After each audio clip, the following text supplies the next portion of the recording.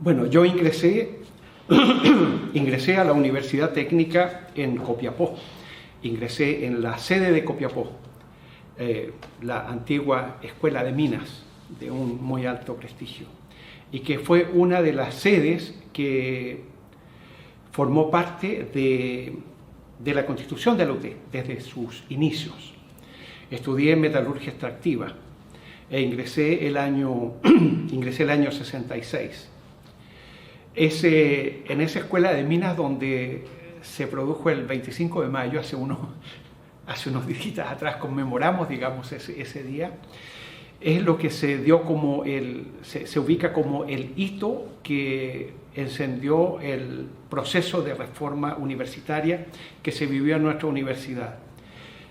Y fue el año 61, el 25 de mayo, donde se había nominado un director para esa escuela y el movimiento estudiantil encabezó un rechazo a esa denominación y exigió que las autoridades pudieran ser fruto del surgimiento de un proceso democrático interno y no imposiciones. Y esto devino en un gran movimiento que cubrió a todo el país. En la Universidad Técnica todas las escuelas pararon, una gran toma, y que concitó apoyo tanto de otras instancias universitarias y también fuera de ellas. Eso, al final, ese director que iba a ser nombrado en la sede lo renunció y se dio proceso se iniciaron conversaciones, digamos, que devinieron, en definitiva, maduraron en lo que fue la reforma universitaria. Entré entonces allá, en Copiapó. Terminando ingeniería de ejecución, yo me vine a Santiago a estudiar la ingeniería, en ese tiempo era la Escuela de Ingenieros Industriales, que con otros 3 años más sacaba nuestros ingenieros de primer nivel. Debo ser honrado, no avancé mucho en mi parte académica en la Escuela de Ingenieros Industriales. Era una escuela realmente muy, muy exigente, en donde creo que hacíamos un mal trabajo, en definitiva, porque teníamos una productividad prohibitiva.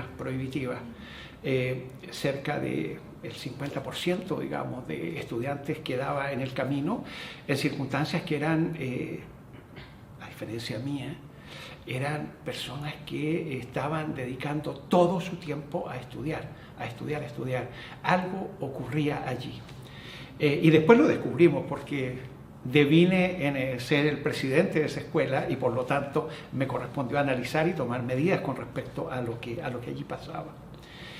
Y en esas condiciones, bueno, yo había sido presidente de metalurgia allá en Copiapó, que era mi carrera. Después fui el presidente de la sede de Copiapó. Fui presidente de la Escuela de Ingenieros Industriales cuando llegué después acá a Santiago, y rematé como presidente de la Federación de Estudiantes, la FEUT, y fui su último presidente. ¿Cuánto tiempo fui presidente de la FEUT? Algunos dicen fuiste muy poco tiempo presidente, porque nosotros asumíamos, yo asumí al principio del 73, la elección había sido al final del 72, se asumía, digamos, en plenitud al 73, entonces me decían, oye, estuviste muy poco. Y otros me dicen, oye, estuviste largo. ¿Y por qué? Y la segunda interpretación es la mía, porque el 73 yo fui detenido acá, fui tomado prisionero en la UT, y en tanto presidente de la FEUT es que pasé después, como el resto de mis compañeros y compañeras, por el Estadio Chile, por el Estadio Nacional. Estuve en la cárcel pública con un proceso en donde, en tanto presidente de la FEUT, se me ubicaba como el responsable de la resistencia armada en la UT. Ahí en la cárcel yo estuve 2 años, después se me envió a 3 y 4 Álamos, también en 3 y 4 Álamos estuve bajo esa condición. Por lo tanto, tengo puedo decir de que a lo mejor en el instante en que salgo del país, en que todavía estaba bajo condiciones de arresto domiciliario, puedo ubicarlo como el hito en donde termino de ser el presidente de la FEUT y ya. Por lo tanto, fui un presidente largo, eso es. Porque pasa lo siguiente, fíjate que a mí me llegaban, estando en la cárcel, tuve contacto con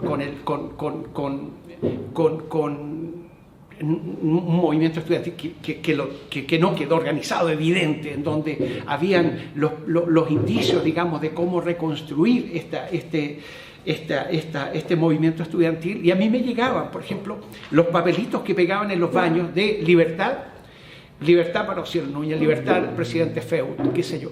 Por lo tanto, constituyó un elemento de movilización, y me llegaban los saludos, etcétera, ¿no?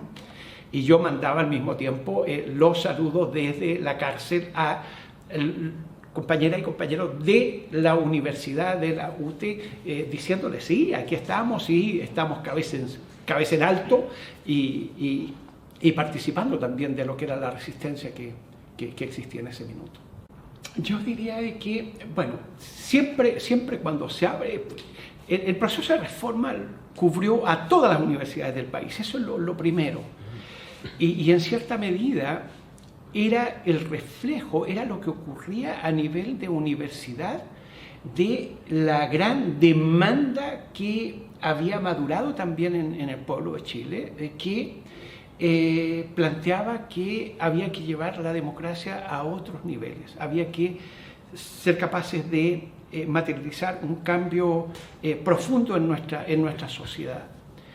Entonces, esa maduración, que en definitiva devino en gobierno popular en un momento determinado, provocando el asombro de todo el mundo, algunos para bien, otros asombrados para mal, pero en definitiva que significó una conmoción a nivel planetario, a nivel mundo. Y esa no fue una maduración que ocurriera solo dentro de un estamento, es que clase obrera, es que las capas medias con no sé qué, lo recorrió todo realmente. Y el movimiento estudiantil fue permeable a todo lo que era esa gran demanda. Hay que considerar, y esto yo en muchas oportunidades lo digo, en cierta medida nuestra generación era, por un lado, fruto de lo que había sido ese movimiento hippie que se opuso a la guerra de Vietnam y que sacaba la flor y sacaba con el símbolo de la flor la paz, ¿ya?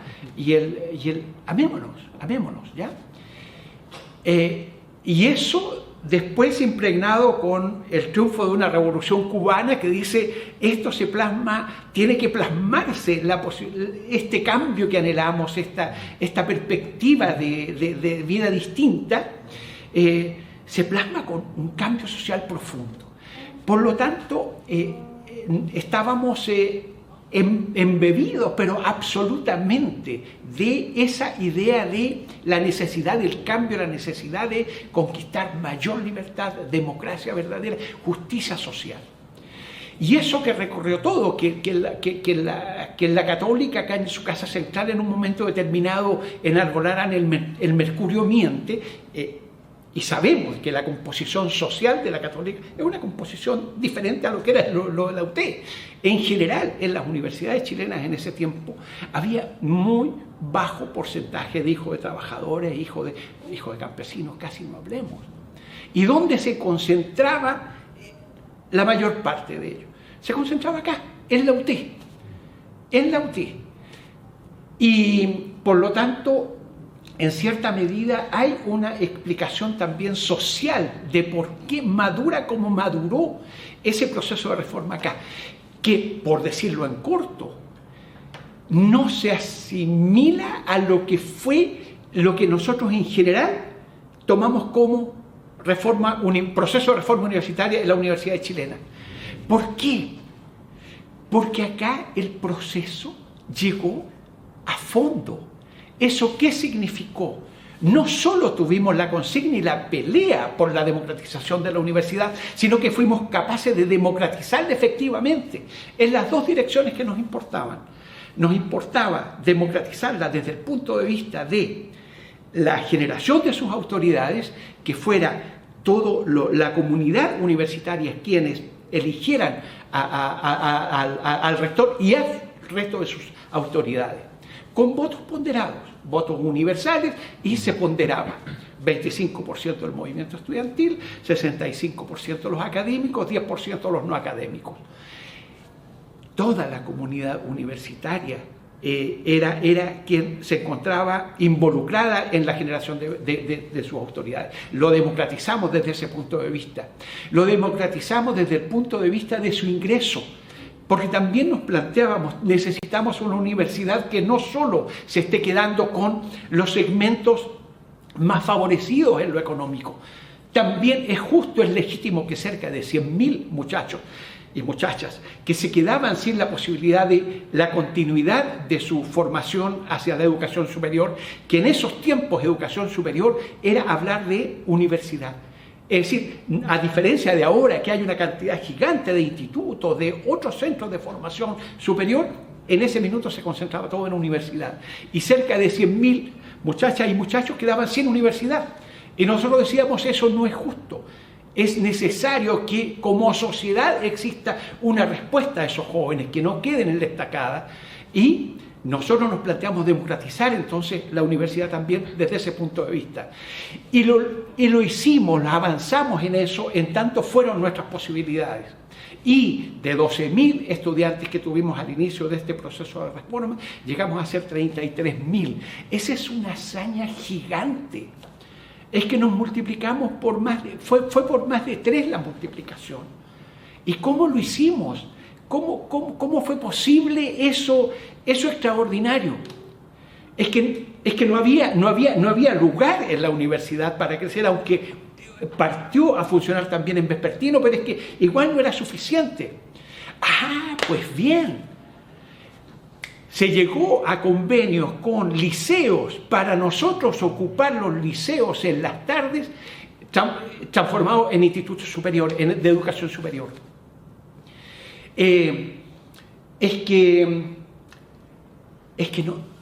no dejábamos un resquicio. Es más, en algún minuto nos planteamos, es que bien, tenemos toda esta infraestructura, la estamos utilizando hasta el día viernes a concho y el mediodía del sábado. Tenemos que ocupar el resto del sábado, tenemos que ocupar el domingo. Y después decíamos, oye, pero es que no, también se requiere la mantención.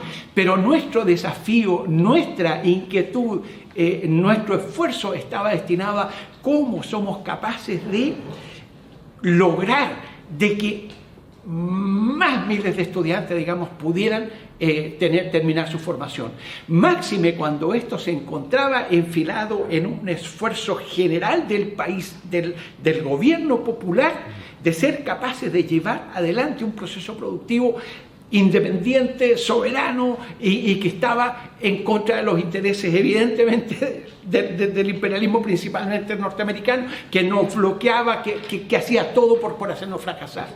Entonces, en definitiva, nuestro proceso de reforma universitaria, dicho en síntesis, fue más allá. Lo que nosotros hicimos en la UT fue la revolución universitaria.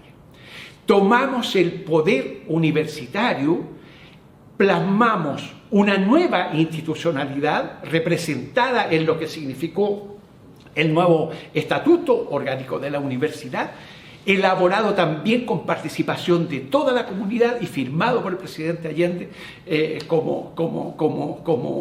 firmado por el presidente Allende.